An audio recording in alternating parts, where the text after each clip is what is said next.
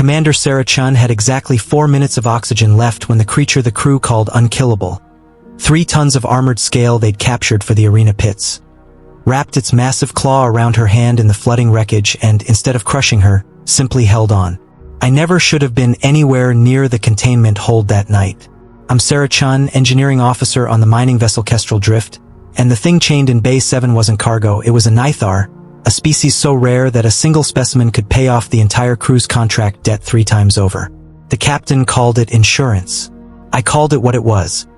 A living creature the size of a shuttle, kept in a cell built for something a quarter its size, screaming against restraints every time the lights dimmed.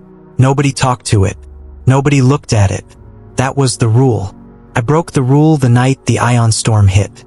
The Kestrel Drift wasn't built for storms like that one. Nothing in this sector was. Hull integrity failed on decks 4 through 7 within the first 90 seconds, and Bay 7, the containment hold, was dead center of the breach.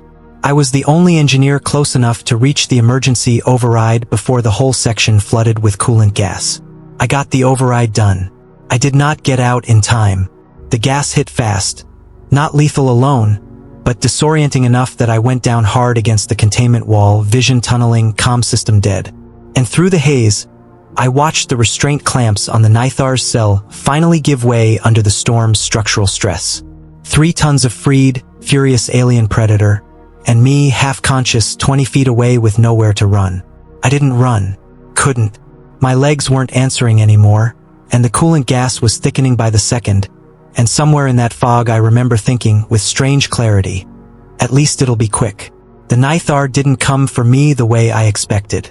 It moved through the wreckage first, clearing a support beam that had been about to fall directly on top of me, using its own body as a shield against the debris storm ripping through the breached hull. Then it lowered its massive head level with mine, one clawed hand, easily large enough to remove my skull with a single motion, extending toward me across the flooded deck plating. I didn't have the strength left to be afraid anymore, so I just reached back. Its claw closed around my hand. Gently, deliberately gentle, the way you'd hold something you were terrified of breaking. "I've got you," I said, or tried to say, the words barely making it past the gas in my lungs. I don't even know why I said it. Maybe because it was the only thing left in me that wasn't pure animal fear. "I've got you. Just hold on." The storm raged for 11 more minutes. I know because the rescue team logged it later down to the second. 11 minutes of the Nythar keeping its body angled between me and every falling section of hull, its claw never once loosening around my hand, until the emergency crew finally cut through the wreckage and found us both. Alive, tangled together, refusing in some unspoken agreement to let go. The captain wanted the Nythar rechained the moment medical cleared me.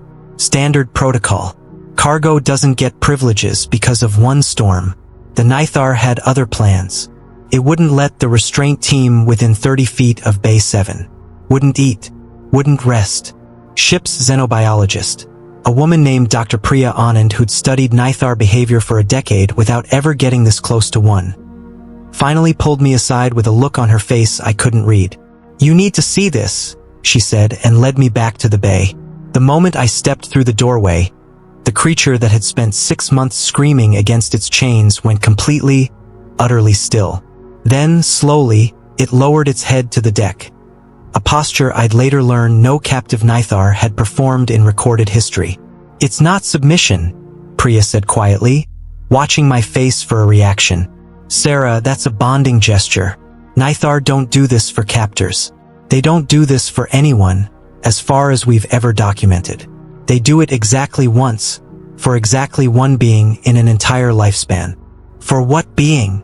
She looked at the massive creature, still lowered, still watching me with an intensity that made my chest ache in a way I didn't have words for yet. "For the one who held on when it would have been easier to run." The captain fought the paperwork for 3 weeks. Company law said a bonded Nythar couldn't be sold, couldn't be caged, couldn't be separated from its bonded partner without risking catastrophic behavioral collapse, the kind that took down entire cargo holds. He lost the argument. I didn't ask what changed his mind. I already knew. 6 months later, Bay 7 doesn't have chains anymore. It has an open door, And a creature 3 tons heavier than me who follows me through every corridor of this ship like something out of a story I never would have believed if I hadn't lived it. Until the night the storm took everything else and left just one claw, holding mine, refusing to let go. He never did.